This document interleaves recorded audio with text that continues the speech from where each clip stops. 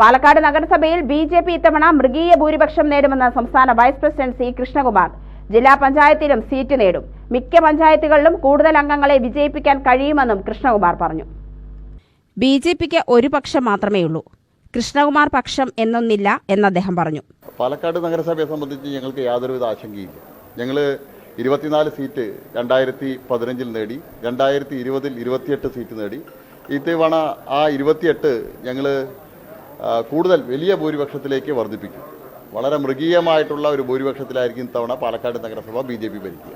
അല്ല, BJPയെ സംബന്ധിച്ചോളം ചെയർമാനെയോ മുഖ്യമന്ത്രിയോ ഒന്ന് പൊന്നു കൃഷ്ണകുമാറെ, ആ ഇരുത്തം ഓർക്കുന്നില്ലേ?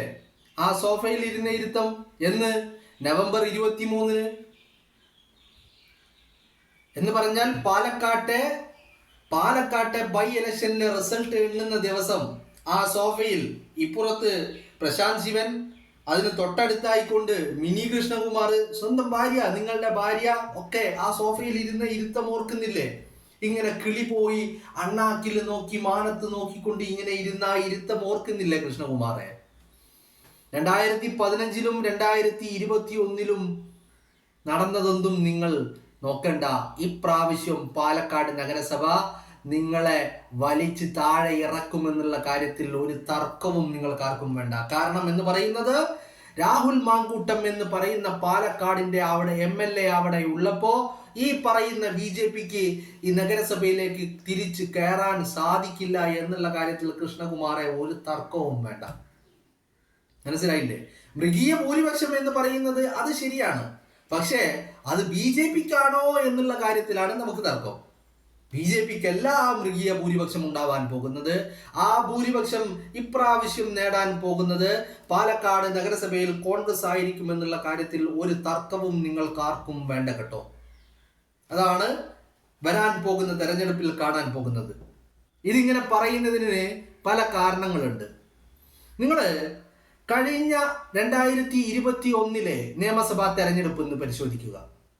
ആ നിയമസഭാ തെരഞ്ഞെടുപ്പില് ഷാഫി പറമ്പിലും ശ്രീധരനും ആയിരുന്നു കട്ടക്ക് കട്ട മത്സരം. ആ ശ്രീധരൻ, മെട്രോമാൻ ശ്രീധരനെ ഇറക്കിക്കൊണ്ട് പാലക്കാട് പിടിക്കാനുള്ള BJPയുടെ ഒരു പരിശ്രമമായിരുന്നു അത്. പക്ഷെ അത് അവിടത്തോടെ തീർന്നു. ശ്രീധരൻ മെട്രോമാൻ എന്നുള്ള ഒരു ലേബൽ അവിടെ ശ്രീധരന് വല്ലാതെ ഗുണം ചെയ്തിരുന്നു.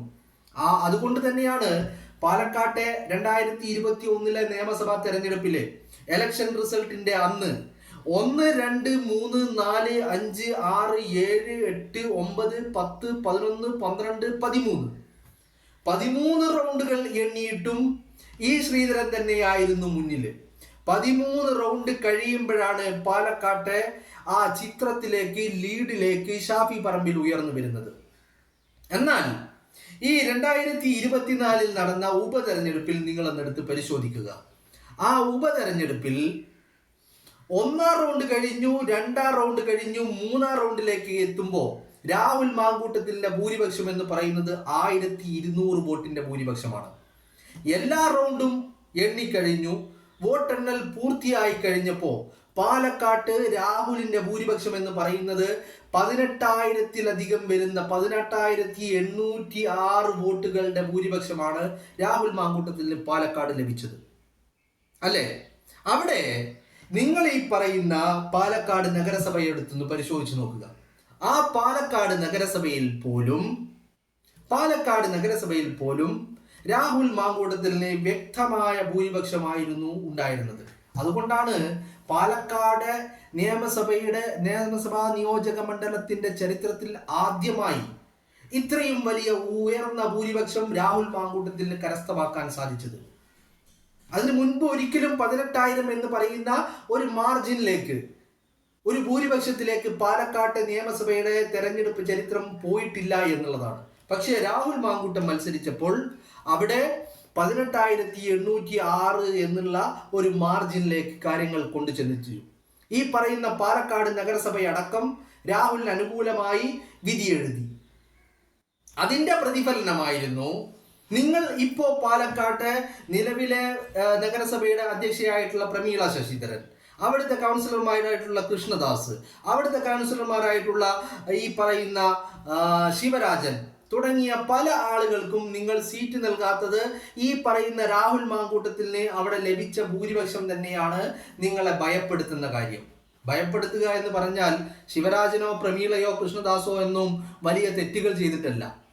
അവര് രാഹുലുമായി ഒരുമിച്ച് പ്രവർത്തിച്ച് മുന്നോട്ട് പോകാൻ തയ്യാറായത് കൊണ്ടാണ് നിങ്ങൾ അവർക്ക് സീറ്റ് നൽകാതിരുന്നത്.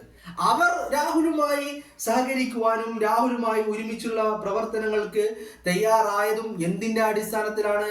കാരണം ഇവരടങ്ങുന്ന ആളുകൾ പാലക്കാട്ടെ ഇവരുടെ ഡിവിഷനുകൾ, ഇവരുടെ വാർഡുകൾ, ആ വാർഡുകൾ പ്രമീള ശശിധരൻ്റെ ആവട്ടെ എന്ന് പറഞ്ഞാൽ ഈ പ്രമീള ശശിധരനും ശിവരാജനും അടങ്ങുന്ന BJPയുടെ കൗൺസിലർമാർക്ക് മനസ്സിലായിട്ടുണ്ട് അവരുടെ വാർഡുകളിൽ 2020 ഇവർക്ക് വോട്ട് ചെയ്ത ആളുകളിൽ പലരും ഈ 2024 ബൈ ഇലക്ഷനിൽ രാഹുൽ മാങ്കൂട്ടത്തിനെയാണ് സപ്പോർട്ട് ചെയ്തത് എന്നുള്ള കാര്യം.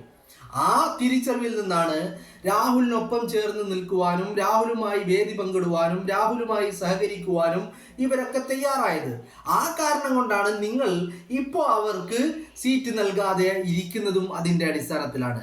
പക്ഷേ നിങ്ങൾ കൃഷ്ണകുമാറും പ്രശാന്ത് ശിവനും ഒക്കെ അടങ്ങുന്ന ആ മറുവിഭാഗം, പാലക്കാട്ടെ ആ മറുവിഭാഗം, BJPയിലെ മറുവിഭാഗം, അവർ ശ്രദ്ധിക്കേണ്ട കാര്യം എന്ന് പറയുന്നത് പാലക്കാട് നഗരസഭയിൽ ഇപ്രാവശ്യം രാഹുൽ എഫക്റ്റ് എന്ന് പറയുന്ന ഒരു കാര്യം വ്യക്തമായി തന്നെ സ്വാധീനിക്കുമെന്നുള്ള കാര്യത്തിൽ നിങ്ങൾക്ക് ആർക്കും ഒരു തർക്കവും വേണ്ട. മൃഗീയ ഭൂരിപക്ഷം കൃഷ്ണകുമാർ പറഞ്ഞ ഈ പറഞ്ഞ മൃഗീയ ഭൂരിപക്ഷം അതുണ്ട്. പക്ഷേ അത് BJPക്ക് അനുകൂലമായിട്ടായിരിക്കില്ല, അത് കോൺഗ്രസിന് അനുകൂലമായിട്ടായിരിക്കും എന്നുള്ള കാര്യത്തിൽ ഒരു തർക്കവും നിങ്ങൾക്ക് ആർക്കും വേണ്ട. ചുരുക്കി പറഞ്ഞാൽ പാലക്കാട്ട് നിലവിൽ രാഹുൽ കഴിഞ്ഞേ മറ്റെന്തുമുള്ളൂ. രാഹുൽ ഉണ്ട്, അതുകൊണ്ട് പാലക്കാട്ടുകാർക്ക് രാഹുൽ മാത്രം മതി എന്നുള്ള നിലപാടിലേക്ക് പാലക്കാട്ടുകാരെ എത്തിയിട്ടുണ്ട്.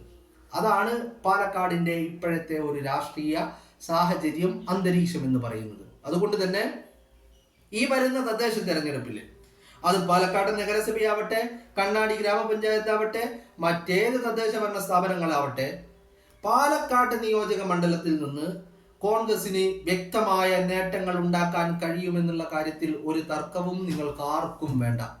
അതിൻ്റെ ഫാക്ടർ എന്ന് പറയുന്നത്, ഇമ്പാക്റ്റ് എന്ന് പറയുന്നത്, അല്ലെങ്കിൽ സ്വാധീനം എന്നൊക്കെ പറയുന്നത് അത് രാഹുൽ മാങ്കൂട്ടമാണ്, രാഹുൽ മാങ്കൂട്ടം മാത്രമാണ്. അതാണ് രാഹുലിൻ്റെ ലക്ഷ്യവും. രാഹുൽ പരസ്യമായിട്ടല്ലെങ്കിലും രഹസ്യമായിട്ട് രാഷ്ട്രീയ കരുനീക്കങ്ങൾ പാലക്കാടിൻ്റെ മണ്ണിൽ നടത്തുന്നുണ്ട്. അയാൾ തിരിച്ചെത്തിയതും ആ ലക്ഷ്യത്തോടു കൂടി തന്നെയാണ്. കാരണം ഈ പറയുന്ന പ്രശാന്ത് ശിവൻ അടക്കം അടങ്ങുന്ന ആളുകൾ രാഹുലിനെതിരെ ഗൂഢാലോചനകൾ നടത്തി ഈ പറയുന്ന അവന്തികയെ ഇറക്കിക്കൊണ്ടുള്ള കളികൾ കളിച്ചതിന് പിന്നിൽ പ്രശാന്ത് ശിവനാണെന്നുള്ള കാര്യത്തിൽ പാലക്കാട്ടുകാർക്കും രാഹുലിനും ഒരു തർക്കവുമില്ല. അതുകൊണ്ട് തന്നെ ഈ പ്രശാന്ത് ശിവൻ ജില്ലാ പ്രസിഡന്റ് ആണല്ലോ, ആ ജില്ലാ പ്രസിഡന്റിന്റെ കാലിനടിയിലെ മണ്ണിങ് മാന്തി എടുത്തിട്ട് തനിക്ക് വിശ്രമമുള്ളൂ, പ്രവൃത്തി കൊണ്ട് മറുപടി കൊടുക്കാനാണ് രാഹുലിന്റെ തീരുമാനം.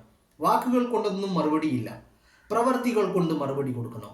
പാലക്കാട് നഗരസഭ പിടിച്ചെടുക്കണം, കണ്ണാടി പിടിച്ചെടുക്കണം.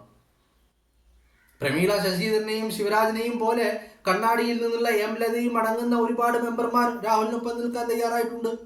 അപ്പോൾ ഇവരൊക്കെ രാഹുലിനോടൊപ്പം നിന്നു കഴിഞ്ഞാൽ ഈ പറയുന്ന പാലക്കാട് നഗരസഭയും കണ്ണാടിയും അടങ്ങുന്ന തദ്ദേശ ഭരണ സ്ഥാപനങ്ങൾ കോൺഗ്രസിന്റെ ഭരണത്തിലേക്ക് നടന്നു കയറുമെന്നുള്ള കാര്യത്തിൽ ഒരു തർക്കവും നിങ്ങൾക്ക് ആർക്കും വേണ്ട. അപ്പോൾ രാഹുൽ എന്താണെങ്കിലും പണി തുടങ്ങിയിട്ടുണ്ട്. 2015 2020 കണക്ക് പറയുന്ന കൃഷ്ണകുമാർ 2024 കണക്ക് കൂടി ഒന്ന് ശ്രദ്ധിക്കുന്നത് നല്ലതാണ്. ഈ പറയുന്ന നഗരസഭയിൽ അടക്കം മൃഗീയമായ ലീഡിലേക്ക് രാഹുൽ മാങ്കൂട്ടത്തിനെ കൊണ്ടു ചെന്നെത്തിച്ചിട്ടുണ്ടെങ്കിൽ ആ രാഹുൽ മാങ്കൂട്ടം ഇപ്പോഴും പാലക്കാട് തന്നെ ഉണ്ട് എന്നുള്ള ഒരു ബോധം നിങ്ങൾക്കുണ്ടാവുന്നത് നല്ലതാണ്. മനസ്സിലായില്ലേ? പാലക്കാടിന്റെ ചരിത്രത്തിൽ 18,800 ചില്ലറ വോട്ടുകൾക്ക് ഭൂരിപക്ഷം നേടാൻ രാഹുൽ മാങ്കൂട്ടത്തിന് സാധിച്ചിട്ടുണ്ടെങ്കിൽ അതേ രാഹുൽ മാങ്കൂട്ടം തന്നെ, അല്ലെങ്കിൽ അതിലേറെ ശക്തനായിക്കൊണ്ടുള്ള രാഹുൽ മാങ്കൂട്ടം ഇപ്പോഴും പാലക്കാടിന്റെ മണ്ണിലുണ്ട് എന്നുള്ള ബോധ്യം കൃഷ്ണകുമാർ ഒന്ന് മനസ്സിലാക്കുന്നത് നല്ലതാണ്. കൃഷ്ണകുമാർ 2015 2020 കാര്യം പറയുമ്പോൾ അത് കഴിഞ്ഞിട്ടില്ല 2024 കണക്ക്, അത് കൃഷ്ണകുമാർ മറക്കണ്ട. മനസ്സിലായില്ലേ? അതുകൊണ്ട് ഈ പറയുന്ന കൃഷ്ണകുമാർ പറഞ്ഞ മൃഗീയ ഭൂരിപക്ഷം എന്ന് പറഞ്ഞ കാര്യത്തോട് ഞാൻ യോജിക്കുന്നു. പക്ഷേ അത് BJPക്ക് ആയിരിക്കില്ല എന്നുള്ള കാര്യം കൃഷ്ണകുമാർ ഓർത്താൽ നല്ലത്. ആ ഭൂരിപക്ഷം ഇപ്രാവശ്യം കോൺഗ്രസിന്റെ ഭരണത്തിലേക്കായിരിക്കും പാലക്കാട് നഗരസഭയെ കൊണ്ടു ചെന്നെത്തിക്കുക എന്നുള്ള കാര്യത്തിൽ ഒരു തർക്കവും നിങ്ങൾക്കാർക്കും വേണ്ട. രാഹുലിനെ നിങ്ങൾ അങ്ങനെ അണ്ടർ എസ്റ്റിമേറ്റ് ചെയ്യേണ്ട. പാലക്കാട്ടെ ജനം അത് രാഹുലിനൊപ്പം തന്നെയാണ്. അതുകൊണ്ടാണ് രാഹുലിനെ ഞങ്ങൾ കാലുകുത്തിക്കാൻ അനുവദിക്കില്ലെന്ന് ഈ കൃഷ്ണകുമാർ പറഞ്ഞെടുത്ത് രാഹുൽ പങ്കെടുക്കുന്ന പരിപാടികൾ ഞങ്ങൾ അലങ്കോലപ്പെടുത്തുമെന്ന് കൃഷ്ണകുമാർ പറഞ്ഞെടുത്ത് രാഹുലിനെ തടയുമെന്ന് പ്രശാന്ത് ശിവൻ പറഞ്ഞെടുത്ത് രാഹുലിനെ തടഞ്ഞിട്ട് നിങ്ങൾക്ക് നടക്കാൻ പറ്റാത്ത ഒരു സിറ്റുവേഷൻ പാലക്കാടിന്റെ മണ്ണിലുണ്ടെങ്കിൽ, രാഹുൽ ഉള്ള വേദിയിൽ നിന്ന് തലയിൽ മുണ്ടിട്ടുകൊണ്ട് ഇറങ്ങിപ്പോകേണ്ട ഒരു ഗതികേട് നിങ്ങൾക്ക് പാലക്കാട് ഉണ്ടായിട്ടുണ്ടെങ്കിൽ നിങ്ങൾ മറക്കേണ്ട, നിങ്ങളുടെ അടിവേരറുത്തിട്ടേ രാഹുലിന് വിശ്രമം ഉണ്ടാവുകയുള്ളൂ. പാലക്കാട് നഗരസഭ നിങ്ങളുടെ കയ്യിൽ നിന്ന് നിങ്ങൾക്ക് നഷ്ടമാകുമെന്നുള്ള കാര്യത്തിൽ ഒരു തർക്കവും വേണ്ട. അതിനുവേണ്ടി തന്നെയാണ് പാലക്കാടിന്റെ മണ്ണിൽ രാഹുൽ നിലയുറപ്പിച്ചിരിക്കുന്നത്. അയാൾ വിശ്രമമില്ലാത്ത പ്രവർത്തനങ്ങളുമായി പാലക്കാടിന്റെ മണ്ണിൽ കുതിച്ചുകൊണ്ടിരിക്കുകയാണ്.